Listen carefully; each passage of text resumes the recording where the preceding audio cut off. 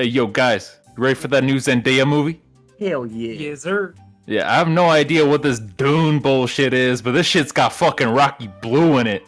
If she's not anything but the main character, then this movie's a fucking waste. Let's watch this shit Dune.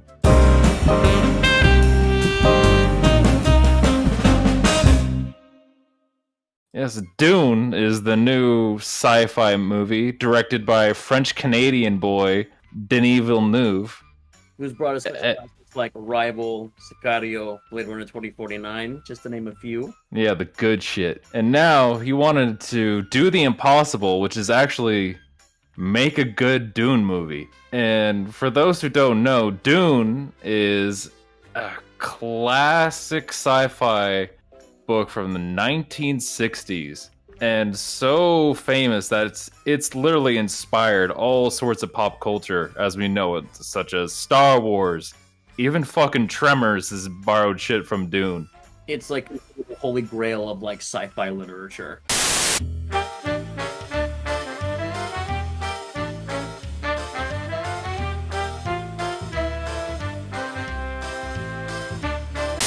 Now, to summarize the plot in the most basic form, Byron, how would you describe the plot of Dune in like one sentence here? Essentially, it's people in the galaxy. There's these houses, and they are all trying to get a piece of this extremely powerful drug called the spice that lets you travel throughout space, and you can see through time.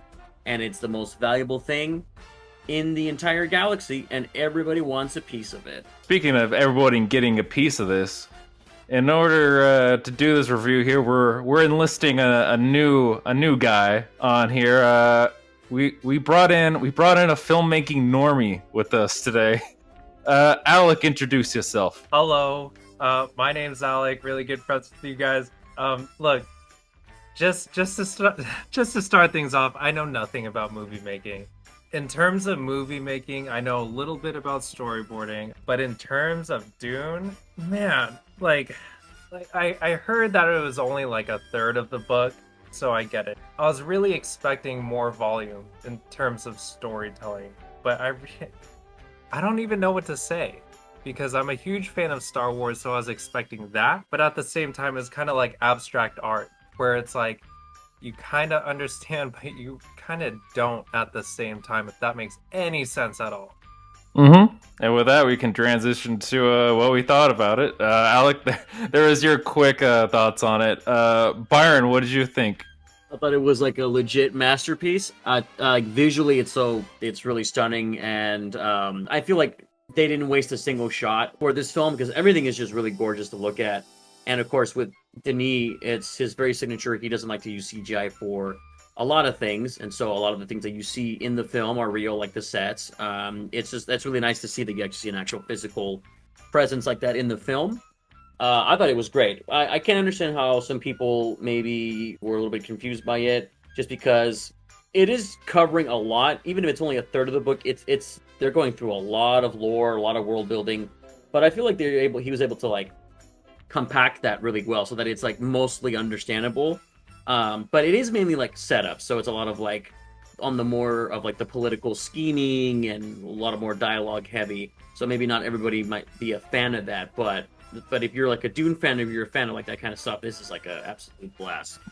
Yeah, this movie made me fucking wet. I don't give a shit. This is the shit that I fucking live for. I wanna inject this shit right into my fucking veins, dude. This is my fucking Bible. This type of shit, give it to me every goddamn day. This is so good. I'm like trying to agree with you guys, but I'm always like, damn, bro, that movie was long as fuck. I mean, like, look, guys, sure, the cinematography, beautiful, but man, I was literally, like, I was clenching my seat not to fall asleep at some points. Man, like, there was so much talking. With that, we could transition to the director here is, like we said, Denis Villeneuve, and he is, without a doubt, is an art house film director. He is more focused on making art than he is blockbuster. Like, if you're going into this thinking like you said, like a J.J. Abrams Star Wars movie where it's explosions and people shouting and shit like that. It's not what you're getting into. You're getting into a thinking man's sci-fi here.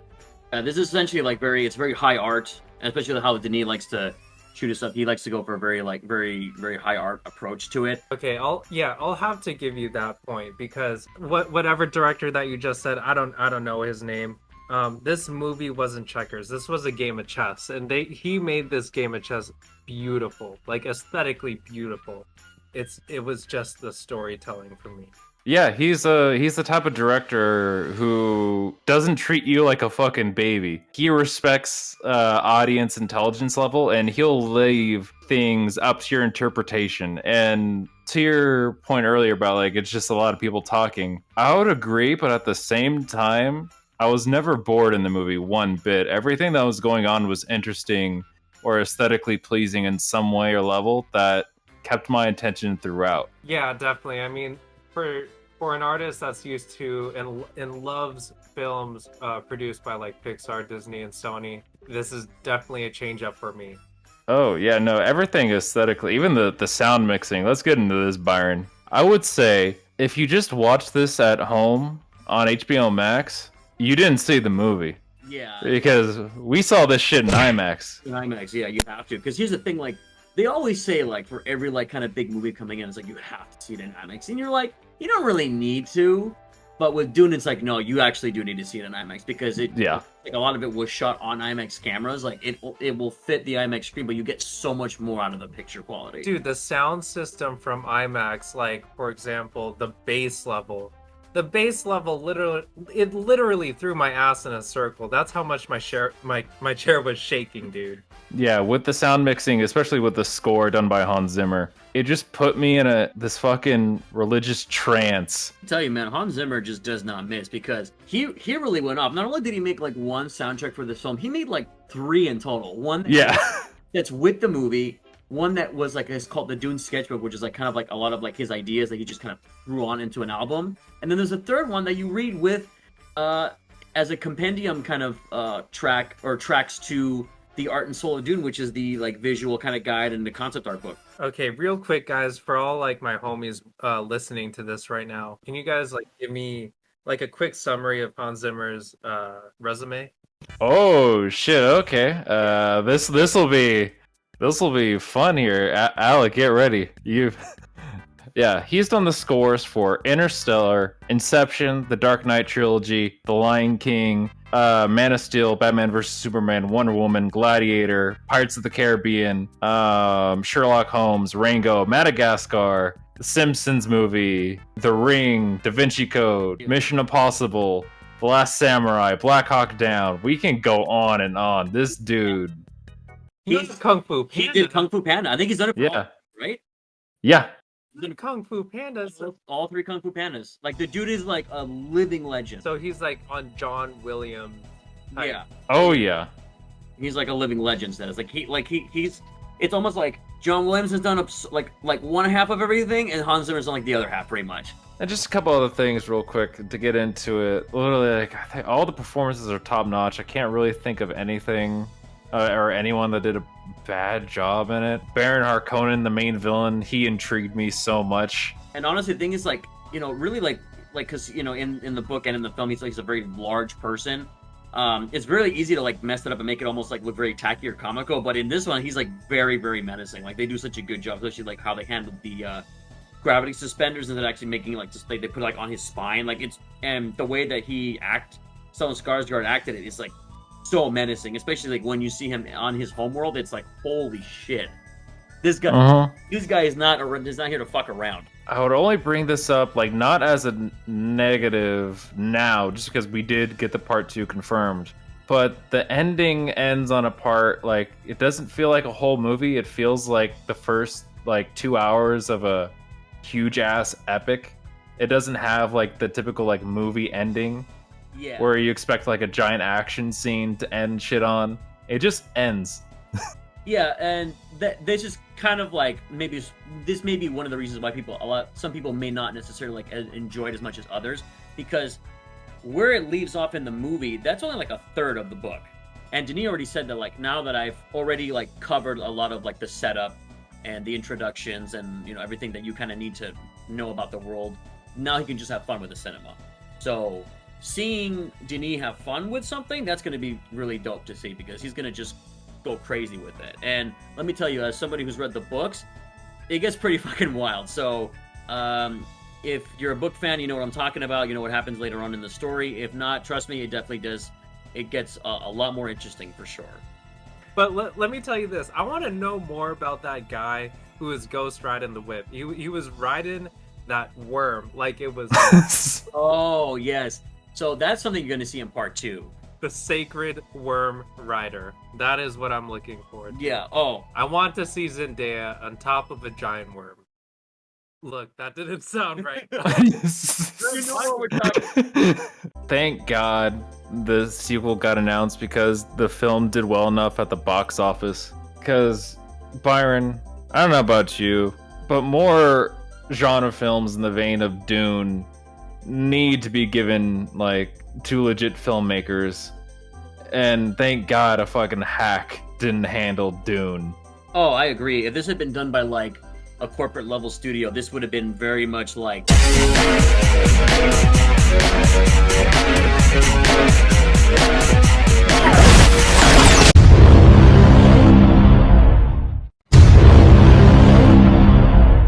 And yeah, I agree, because honestly, like, that was one of the big concerns I had about the movie coming out, because when he did 2049, which I think that's like an amazing film as well, it didn't do that well in terms of box office, just because it's for whatever reasons. But I was like, I really hope like Dune does well, because like this story like definitely needs multiple movies to like cover. And if it didn't do well, like it would have been really sad to be like, okay, we got this like amazing first part, and then we'll never get that second part. But I'm so glad like it did well enough that like we're gonna see it go off. And like part of the reason why like I bring this up is because a lot of the movie going public don't realize this, is that the studios listen to your money. They only make movies based off of what other things did well, and they only hire directors whose films actually made money. It's just that there's a lot of new and creative shit that gets released, but just no one sees it, and so that makes studios go like, well, no one wants to see this, so we'll just go back to the director of Venom to make our Uncharted movie, because he knows how to make a movie that'll like make money. Now it's at a point where it's like we've seen so much of like Marvel, and we've seen like franchises coming back, like Ghostbusters is going to be coming back, and then they did Jurassic World, like, so they know like, oh, that's what's making like a lot of the money. So it's like, well, let's just keep doing that, because that seems to be working well for us so far. Not to talk shit about like Marvel, they're perfectly like done well for what they're trying to aim for. It's just that a lot of other people are trying to copy Marvel, and they're doing a really piss poor job at it. And I just want more like blood in the system, and I just want more movies, just smarter movies, Byron. That's all I fucking want. But other than, I guess we'll just give it our recommendations. I recommend our full-heartedly, but if your patience is thin, it's a slow-paced film. I was never bored, but if you fucking hate the slow-ass pace of some movies, then you're gonna have a rough time with this, though. But this movie was for me. I want it every single day of the week, but that's just me. I'm also in the same kind of agreement. Like, I love this type of things, like I said, like the political intrigue. Like, I love that type of stuff. Denis did a masterful job at crafting not just the intrigue, but also the world, the actual... I think it's a great adaptation. It's a masterpiece. It's another masterpiece he's made. I can't wait for part 2. I can't wait to see that another 3 times. And I'll be listening to the soundtrack probably for the rest of the year. I honestly felt like I was at the most beautiful, just stunning jury duty session that I've ever... But with that, that's where we'll end this. Where we'll end this shit. So goodbye. We'll be seeing you in 2023, y'all.